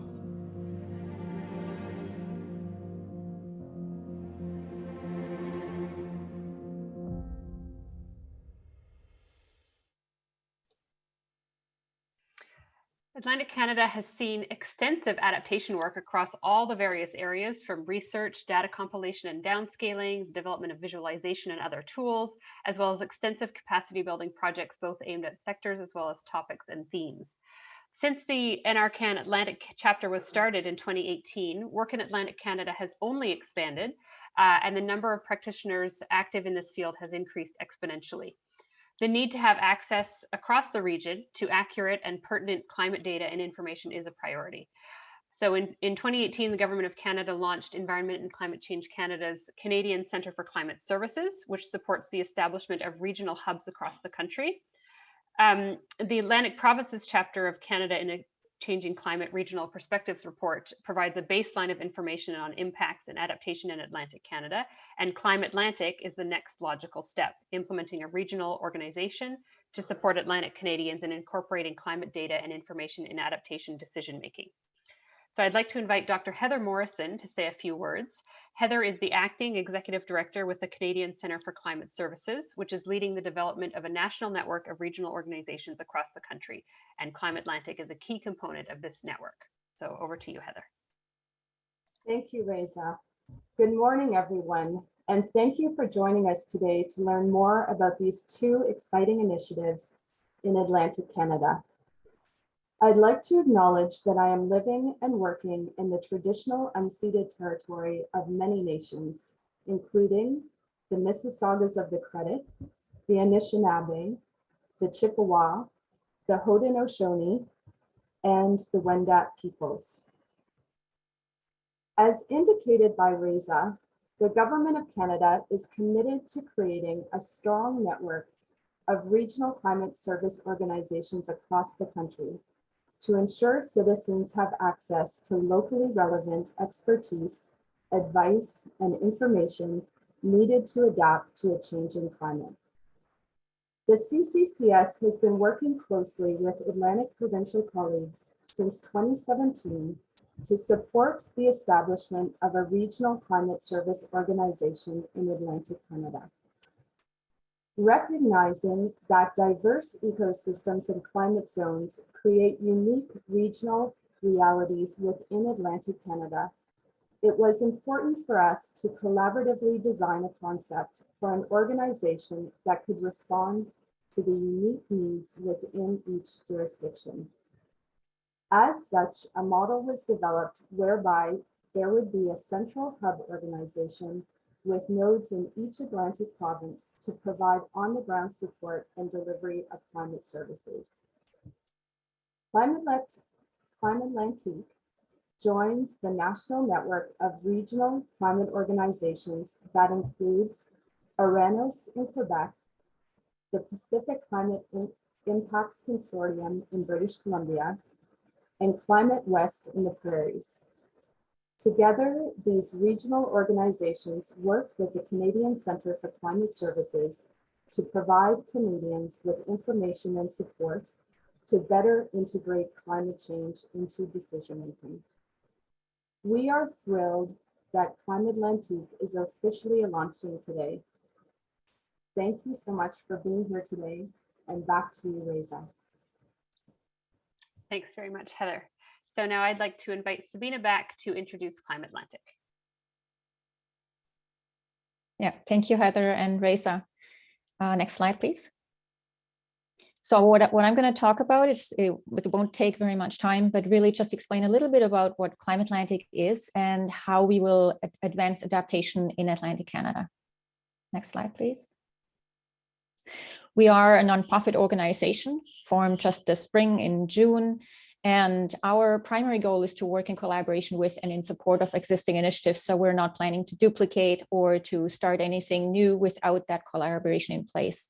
Our mandate is very clear. It's to deliver climate services driven by user needs, so what is needed in the region.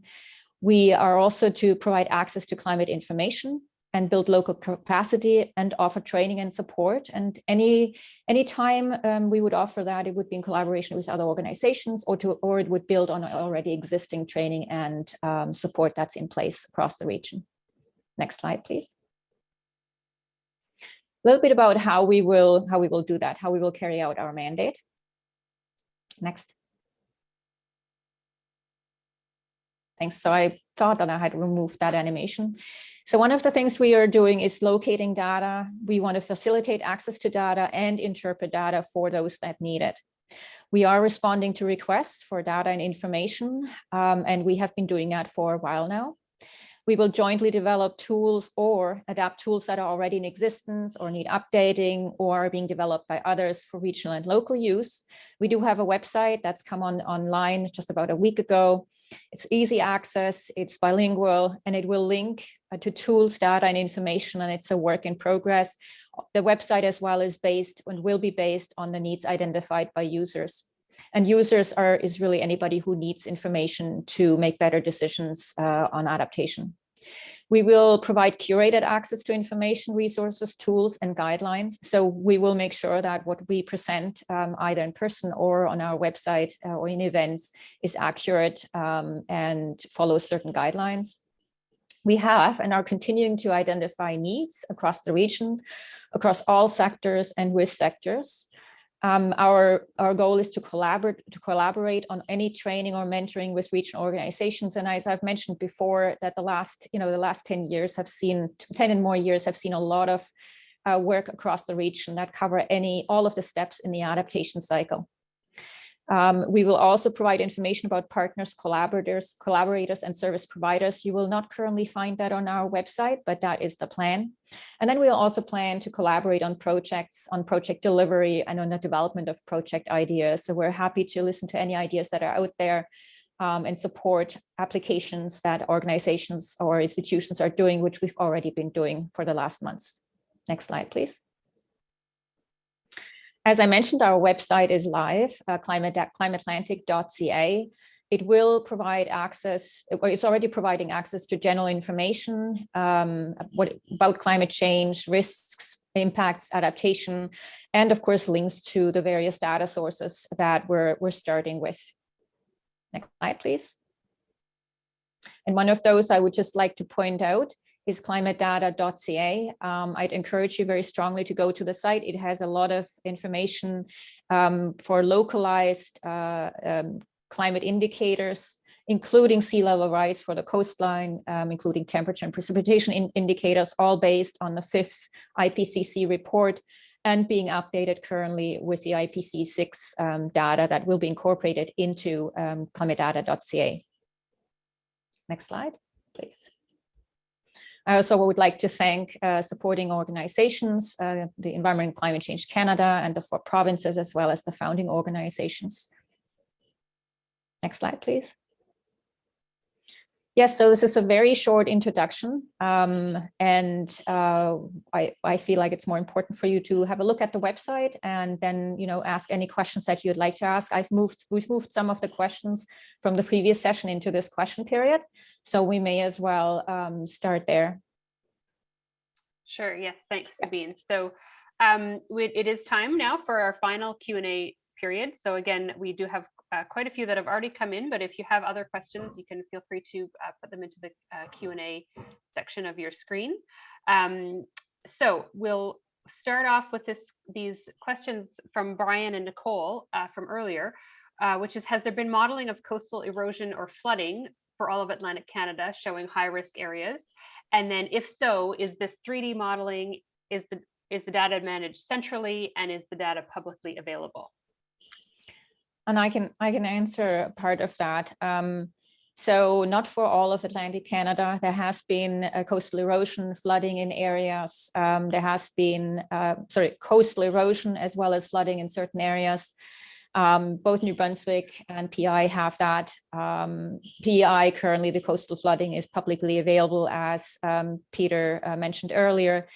3D modeling, some organizations are doing 3D modeling. So this is more a visual way of putting yourself in a place and getting that experience of what happens when there is sea level rise. Is the data managed centrally? No. Some of the data is definitely managed by the provinces, but it's all based on similar ones. There's data portals for PI, there's data portals for New Brunswick, where you can access some of the data. And is this publicly available? It's also a mixed bag. All of this is a mixed bag. Thank you, Sabine. Okay, so the next question is from Terry Thibodeau. So he's asking if anyone can speak to how these initiatives are being financed, or which federal departments are the go-to funding agencies, and can you provide a list of funders? Yeah, and that may go to anybody who has had projects funded. And Danica, if you're still on the call, you may want to answer that. One thing that I wanted to just comment on is one of our intent with CLIMAtlantic is as well to have the resources listed, including financial funders across that fund adaptation initiatives, research in Atlantic Canada. So stay tuned, that will be there. Any other of the speakers want to speak to the financing or the funding? Which federal departments are the go-tos? Yeah, it really does vary, and most have. There are programs and calls that come out, and it's a matter of really responding to calls. So the Coastal Restoration Fund through DFO has funded a lot of restoration, but also adaptation projects that go along with it. But the primary goal on that one was restoration. NRCan and ECCC also have some funding opportunities that are available. But it really, so things like the Nature Smart Climate Solutions Fund was just announced earlier. Those are some opportunities. Also, the Disaster Mitigation Adaptation Fund, but those are much larger projects, are able to have nature-based solutions associated with it. So it's really, there's not a sustained one location in order to apply for funding, but there are multiple opportunities that are increasingly becoming available. But it really comes down to also partnerships and those collaborations and forming those networks, so that when calls like this come out, which often require matching dollars, that you already have the collaborations in place and you've built those relationships that you're able to respond to a call like that. Thank you. So the next question is an interesting one. So how much effect did having full forests in Cape Breton affect the amount of water that came down there as compared to what happened in BC 3 weeks ago? So the question around forest cover related to water management in big storms. Who would like to tackle that one? I'm hoping that James can speak to that. Yeah, I put an answer in the chat, just forgetting that we're going to have multiple question Q&A sessions there. But my response was really saying that certainly, you know, we've seen that the large scale natural disturbances, removing forest cover, like the wildfires in BC, exacerbated the flooding, and that trees, you know, forests in forested watersheds at that landscape scale and in more rural areas, you know, help intercept and slow the movement of water through the watershed. And in cities, especially where we have, you know, vulnerability threats and threats to infrastructure from big storm events, urban forest canopy is a key mitigator in those situations as well. So what I was saying is that, you know, I can't speak exactly to Cape Breton, but I expect that was part of it for sure. But you know, what I also said in my answer is that, you know, there's vulnerabilities there too from future disturbances under climate change. You know, for example, spruce budworm, while it's not directly linked with climate change, there's linkages. After the previous outbreak in the 70s and 80s of budworm, you know, there was such a high mortality rates of balsam fir in the Cape Breton Highlands. And a lot of that didn't regenerate because of excessive browsing from moose, and the moose being introduced from another part of Canada to Cape Breton. So that, you know, could something like that happening again, for example, with the new spruce budworm outbreak that's happening right now in Quebec and being fought off in New Brunswick and Newfoundland, you know, poses future threats to these kinds of flooding impacts that we've seen for sure. Thanks, James. So a question here about flood mapping plans for Nova Scotia. Sabine, do you want to take a stab at that one? Yeah, and that's just about whether there is any flood mapping plans in existence for Nova Scotia. And so this gives me an opportunity actually to speak a little bit to how CLIMAtlantic will function. So CLIMAtlantic has a core team I think we're 8 right now, but we also have we will have one provincial specialist in each province. And so currently Nova Scotia already has a provincial specialist, and in Newfoundland, we've got a provincial specialist. They're all part of our team, but they're integrated with other organizations in the province to really bring that provincial perspective to such an Atlantic organization. And so in Nova Scotia, going back to the plans, so there are conversations around flood mapping in Nova Scotia currently going on.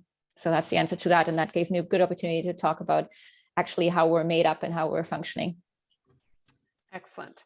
Okay, so Kate is asking, Kate says, I recognize the mixed bag in terms of availability, quality, visualization, et cetera, of flood mapping, but is any of this flood mapping being done at the residential scale and designed to inform homeowner decision-making? And will CLIMAtlantic point to what does exist as it comes online if CLIMAtlantic can't host it itself?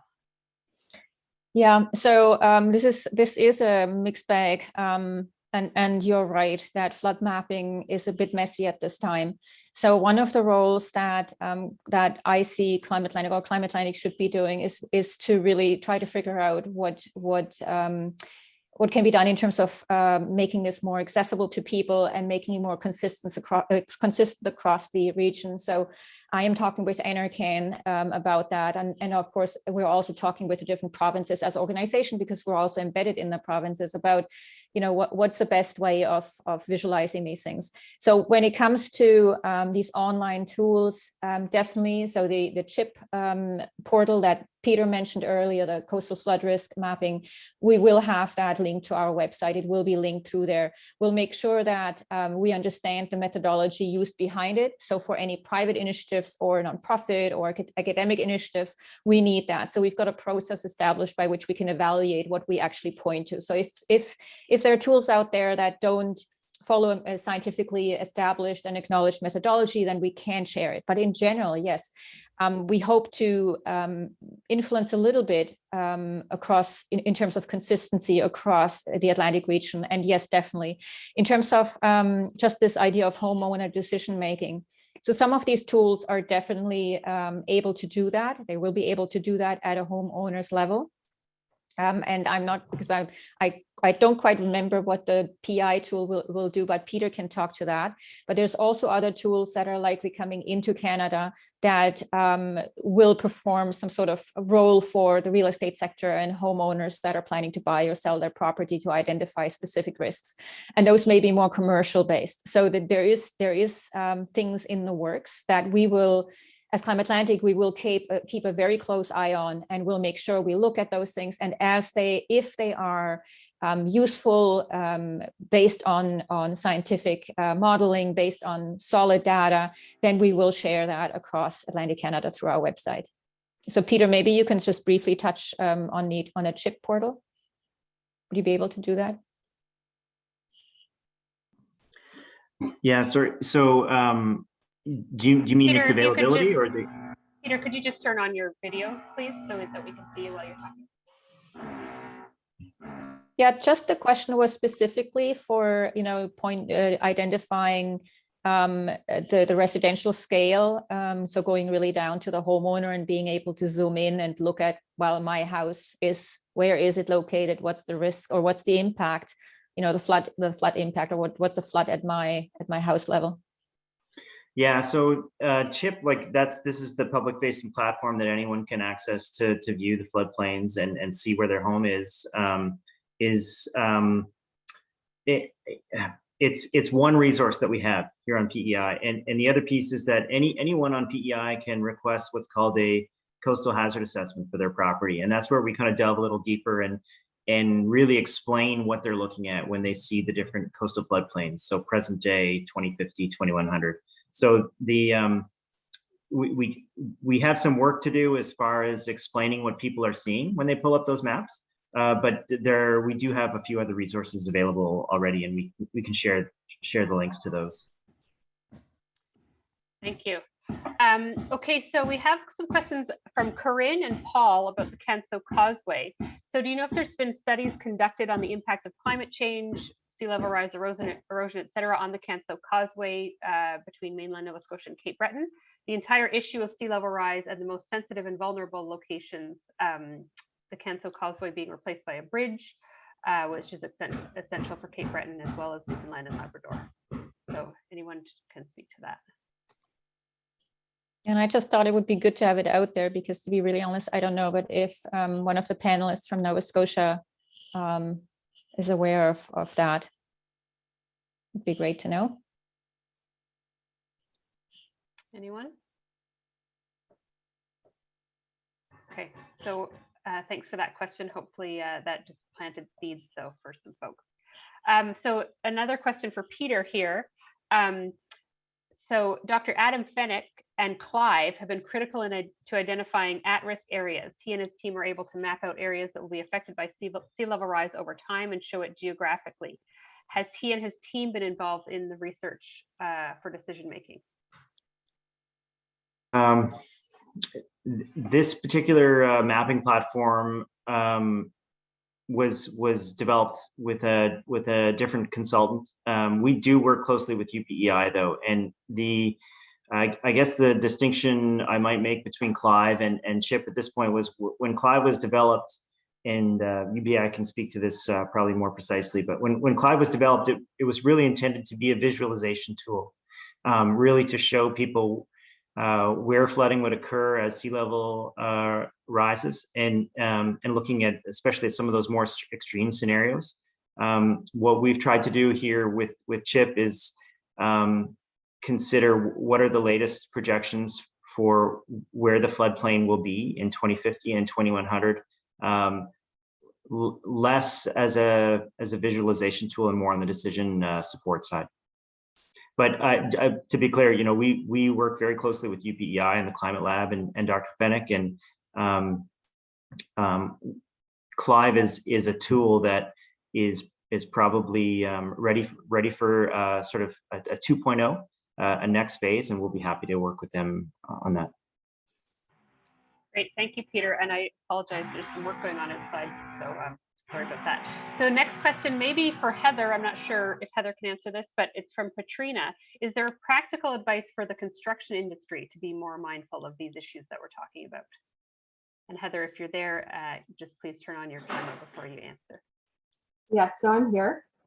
So we're doing a lot of work with the infrastructure sector to try and ensure that we have climate data products that suit their needs, that interface well with the kind of metrics they look at when they are trying to make decisions to create climate resilient buildings and other types of infrastructure.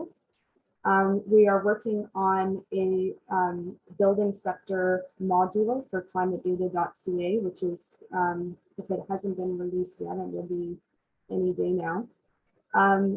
Yeah, we do a lot of work with the infrastructure sector at many different scales. So we work with the Federation of Canadian Municipalities to basically promote our services and also look at ways to build learning tools and other resources to help the municipal sector make decisions that are resilient.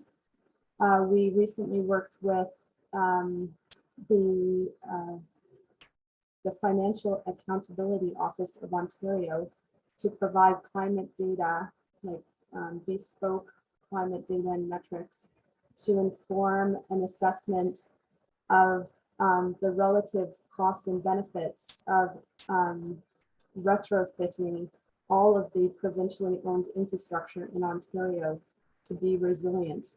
And they were doing a cost-benefit analysis to look at the cost of doing nothing, of just repairing as things break, and of being proactive. So we really hit at different scales. But ClimateData.ca, we are continually working with our partners to enhance the learning tools and the access to climate metrics that, as I said, interface with the kinds of information that sector uses to make climate smart decisions. Great, thank you so much, Heather. So I think very mindful of the time. That's all the questions we're going to have time to get to today. But if you did share a question that we didn't have time for, again, please share your email address and someone will answer you by email. So thank you all so much for joining us today. These two exciting developments, the release of the Atlantic Provinces chapter of Canada in a Changing Climate Regional Perspectives Report and the launch of CLIMAtlantic, both set the stage for Atlantic Canadians to be better able to adapt to our changing climate. And also, just so that you're aware, the webinar was recorded and it will be posted on the COINAtlantic website and also newsroom, changingclimate.ca, under regional perspectives and under newsroom. Thank you all very much and have a great rest of your day.